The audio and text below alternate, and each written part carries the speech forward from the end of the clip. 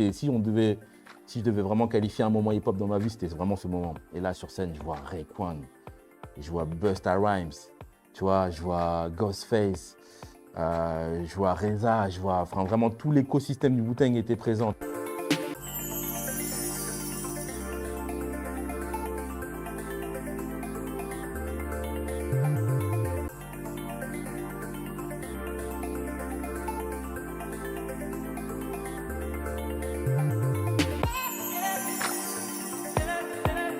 Alors, on a fait également une belle collab, une très très belle collab avec le Wu-Tang, groupe légendaire de Staten Island. Euh, grande fierté pour nous. C'était voilà, un groupe que j'ai énormément écouté.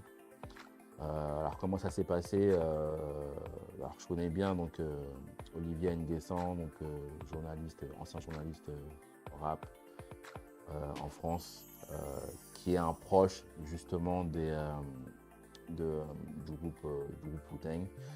Donc voilà, un jour il m'appelle, il me dit écoute Sergio, est-ce que ça te dit de faire une collab avec le Wu-Tang sur quelques pièces, une capsule collection comme on dit.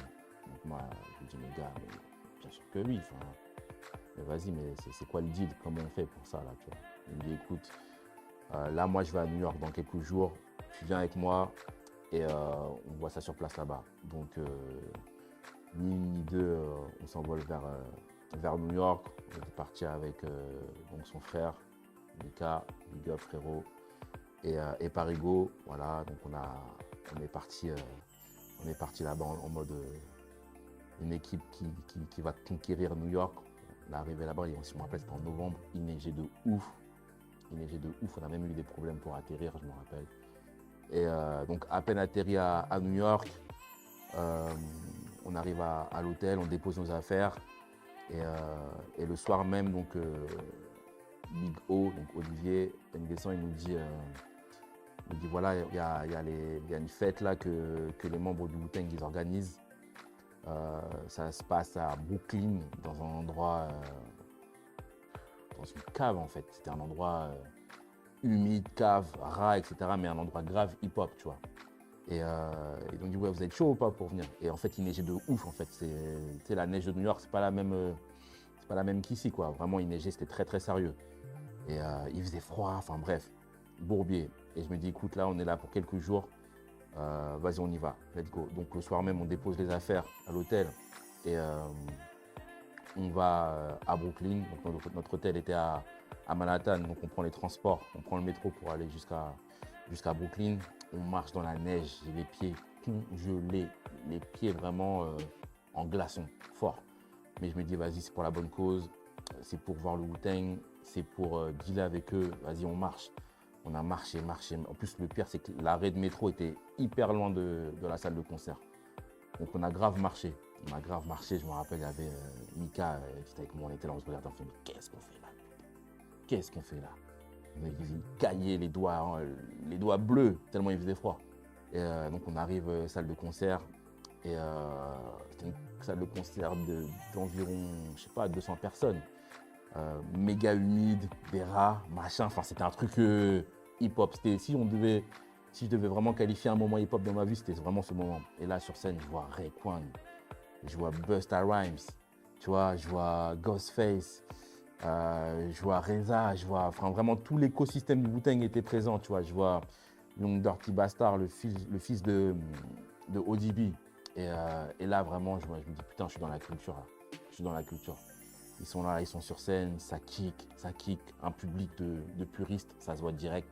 Tu vois, tout le monde est en team boots, grand manteau North Face, casquette New York vissée sur la tête. C'était le moment hip-hop de ma vie. Et donc, du coup, le concert se passe. Ensuite, il me connecte avec la mère de ODB, donc j'ai pu connecter avec elle. J'ai connecté également avec son fils, son Dirty Bastard.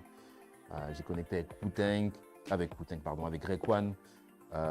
Faut savoir aussi qu'avec Raekwon, il y avait un affect particulier puisqu'il avait fait un feat avec mon cousin, donc Olkinry, il y a quelques années.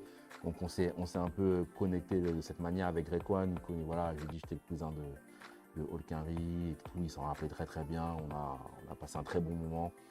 Et c'est là après voilà, qu'on a parlé un peu avec leur staff de ce qu'on voulait faire en termes de merchandising avec la collab Wu-Tang Dahomey. Et voilà, ça s'est fait comme ça, ils ont kiffé. Sachant qu'après, quelques semaines après, de venir à Paris pour un concert à, à Bercy. Donc ils ont dit écoute, on va profiter de cette occasion pour dropper la collection ce jour-là. Et quelques membres du Wu allaient porter la collab sur scène. Et c'est ce qui s'est passé. Ils sont venus à Paris quelques temps après. On avait droppé la collab. Cappadonna est passé prendre la veste de la collab Wu-Tang Dahomey. Il a porté ça sur scène à Bercy. Moment légendaire. Et franchement, ça, c'est vraiment c'est ce genre de moment pour lequel je fais ce métier, quoi. Tu vois, c'est que du bonheur, quoi. Vraiment, donc, big up à eux. Ils m'ont vraiment fait kiffer et de belles choses encore qui devraient arriver, quoi. Pourquoi pas.